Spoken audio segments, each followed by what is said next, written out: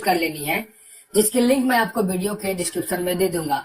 इस वेबसाइट पे आने के बाद यहाँ आरटीपीएस सर्विस के अंदर जनरल एडमिनिस्ट्रेशन डिपार्टमेंट वाले प्लस आइकन पर क्लिक करेंगे। फिर यहाँ पे स्पेस ऑफ रेसिडेंस सर्टिफिकेट वाले प्लस आइकन पर क्लिक करना है और ब्लॉक लेवल को सिलेक्ट कर लेना है। सिलेक्ट करने के बाद आपके सामने में निवास प्रमाण पत्र हेतु फॉर्म ओपन हो जाएगा, जिसे आपको बारीकी से फिल कर लेना होता है। सबसे पहले यहाँ पे कहेगा आपको लिंग, तो पुरुष महिला जिनका भी आप अप्लाई कर रहे हैं जेंडर को सिलेक्ट करेंगे। फिर अभिवादन उसके अनुसार आ जाएगा, तो यहाँ पे आप उसे सिलेक्ट कर लेंगे। नेम ऑफ अप्लीकेंट में यहाँ पे अगर आप अंग्रेजी में नाम को टाइप करेंगे तो बगल में आप देखेंगे कि हिंदी का भी ऑप्शन आपको दिखाई पड़ रहा होगा। वो हिंदी जो है ऑटोमेटिक ट्रांसलेट होके चला आता है। लेकिन एक बार मैं आपको बताना चाहूंगा कि मोबाइल में ऐसा नहीं होता है। मोबाइल में आपको हिंदी टाइप करना होगा, जिसके लिए आपको किसी भी हिंदी कीबोर्ड की सहायता लेनी पड़ेगी।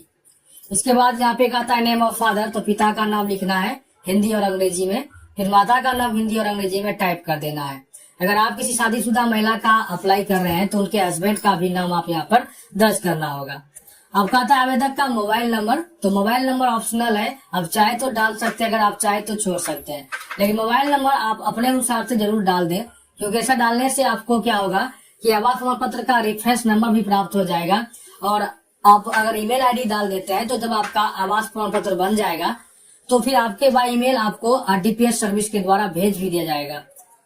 ये सारी चीजें फिल कर लेने के बाद यहाँ पे आपको एड्रेस फिल करना होता है, जिसमें सबसे पहले आप अपने स्टेट को सिलेक्ट करेंगे। इसके बाद आप अपने जिला को यहाँ पर सिलेक्ट करेंगे। जिला सेलेक्ट करने के बाद अनुमंडल को आपको सिलेक्ट करना है। प्रखंड कहाँ पड़ता है, प्रखंड को सिलेक्ट करेंगे। वार्ड नंबर कहाँ है, आपका वार्ड नंबर टाइप कर लेंगे।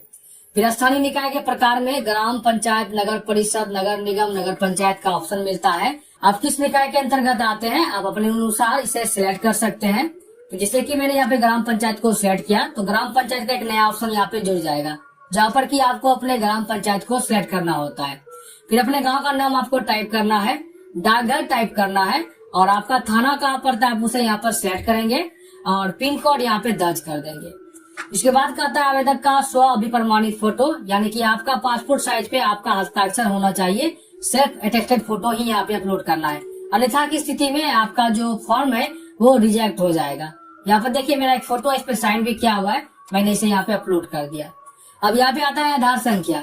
इस चीज को आप ध्यान रखेंगे कि आधार संख्या अगर आप डालते हैं तो फिर आपके आधार कार्ड से कोई मोबाइल नंबर लिंक होना अनिवार्य है। इसके बाद आपके मोबाइल नंबर पर एक ओटीपी आ जाएगी, आपको ओटीपी डाल करके वेरीफाई करना होता है अपने आधार कार्ड को। अगर आपके पास आधार कार्ड है और उस आधार कार्ड में मोबाइल नंबर लिंक नहीं है तो फिर आपको क्या करना है, आपको ये आधार वाला सेक्शन खाली छोड़ देना है। नीचे निवास का प्रकार में अस्थायी को सेलेक्ट करके आवेदन का उद्देश्य भरना है, और नीचे जो आपको वर्ड वेरिफिकेशन दिखाई पड़ रहा है आप उसे टाइप करेंगे और प्रोसीड पर क्लिक कर देंगे। अब यहाँ पर देख लीजिए हमने अपने केस में आधार संख्या डाला था, तो जैसे ही मैंने प्रोसीड किया तो यहाँ पर हमारे रजिस्टर्ड मोबाइल नंबर पर एक ओटीपी आ चुकी है। अब यहाँ पे हम ओटीपी डाल करके आधार को वेरीफाई कर लेते हैं।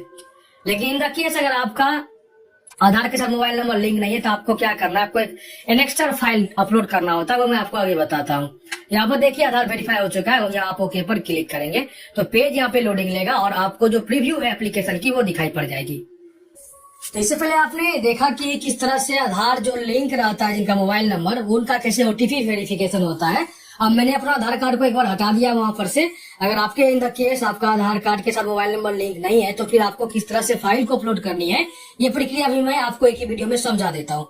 तो यहाँ पर देखिए मैंने अपना आधार कार्ड संख्या नहीं डाला है और यहाँ पे अब मैं यहाँ पे प्रोसीड करने वाला हूँ। प्रोसीड करने के बाद यहाँ पे कहता है कि नाम की शुद्धता, मोबाइल नंबर, ईमेल आईडी की आप जांच कर ले। अब ओके पर आपको क्लिक करना है। अब यहाँ पर देख लीजिए जो अभी आपने फॉर्म को फिल किया वो सारी चीजें आपके सामने में दिखाई पड़ रही है और रेफरेंस नंबर भी आपको यहाँ पर दिखाई पड़ रहा है। अब यहीं पे देखिए आपको अटैच इनेक्स्टर का एक ऑप्शन मिल जाता है। अब यहाँ पे अगर बारीकी से चेक कर लेंगे, अगर किसी भी चीज में अगर आपने गलत टाइप कर दिया है तो यहाँ पे आपको एडिट का ऑप्शन मिलता है, आप इसे पुनः एडिट भी कर सकते हैं। तो यहाँ पे अब आपको अटैच इनेक्स्टर करना होता है, एक फाइल को अपलोड करना होता है ताकि यह वेरीफाई हो सके कि आप सही व्यक्ति हैं। क्योंकि अगर ये आप नहीं करेंगे प्रोसीड का ऑप्शन ही नहीं आएगा। तो आपको यहाँ पे अटैच इनेक्स्टर पर क्लिक करना है। क्लिक करने के बाद अगले पेज में आपसे पूछेगा कि कौन सा दस्तावेज आप अपलोड करना चाहते हैं। तो सेट पर आपको क्लिक करना है। यहाँ पे आपको बहुत सारे दस्तावेज का ऑप्शन मिल जाता है। आमतौर पर लोग आधार कार्ड को ही अपलोड करते हैं, तो मैंने यहाँ पे आधार कार्ड को अपलोड किया। डॉक्यूमेंट फॉर्मेट में आप देख सकते हैं कि आप JPG, JPEG, PNG, PDF file तक अपलोड कर सकते हैं, जिसकी कैपेसिटी 2 MB तक की ही होनी चाहिए। अब यहाँ पे आपको चूज फाइल पर क्लिक करना है। अब आपका जो आधार कार्ड का पीडीएफ अपने फोन में रखा हो या कहीं भी रखा हो, आप उसे यहाँ पे अपलोड करेंगे। ओपन जैसे मैंने किया, और ये करने के बाद यहाँ पे आपको मिलता है सेव इन एक्शन, आपको इस पर क्लिक करना है और वेट करना है तब तक का, जब तक कि आपका जो पीडीएफ फाइल अभी आपने अपलोड किया या फोटो आपने अपलोड किया वो अपलोड ना हो जाए ऑनलाइन वेबसाइट पर। जिससे कि हमारा अपलोड हो चुका है। अगर आप ध्यान देंगे तो इनेक्स्टर लिस्ट में आधार कार्ड आपको दिखाई पड़ रहा होगा। अब यहाँ पे आपको सबमिट का ऑप्शन मिल जाता है, आप सबमिट पर क्लिक कर देंगे। सबमिट करने के बाद आपको एक्नॉलेजमेंट स्लिप मिल जाता है। इस स्लिप को आप प्रिंट करके रख सकते हैं या अपने मोबाइल या कंप्यूटर में एक्सपोर्ट टू पीडीएफ पर क्लिक करके एज ए पीडीएफ सेव करके रख सकते हैं, ताकि आप इसे आप रिसीविंग के तौर पे रख सकते हैं, ताकि जब भी आपको डाउनलोड करना होगा तो आप इसे डाउनलोड भी कर सकते हैं।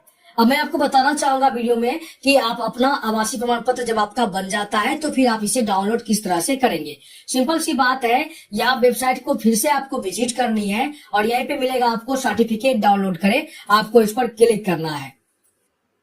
क्लिक करने के बाद यहाँ पर देखिए एप्लीकेशन रेफरेंस नंबर, जो रेफरेंस नंबर अभी आपको प्राप्त हुआ था रिसीविंग में, वो रेफरेंस नंबर आप यहाँ पे डालेंगे और उस रिसीविंग के अंदर जो भी आपका नाम होगा वो नाम आप यहाँ पे टाइप करेंगे और ये जो यहाँ पे कैप्चा कोड दिखाई पड़ रहा है वो कैप्चा कोड यहाँ पे डालेंगे और डाउनलोड सर्टिफिकेट पर क्लिक कर देंगे, जिससे कि आपका जो सर्टिफिकेट अगर बन गया होगा तो वो आप यहाँ पे आसानी से डाउनलोड कर पाएंगे। इसके बाद दूसरा ऑप्शन यह भी है कि आपके ईमेल एड्रेस पर भी आरटीपीएस सर्विस जब आपका कोई भी प्रमाण पत्र बन जाता है तो उसे भेज देता है, तो आप वहां से भी डाउनलोड कर सकते हैं।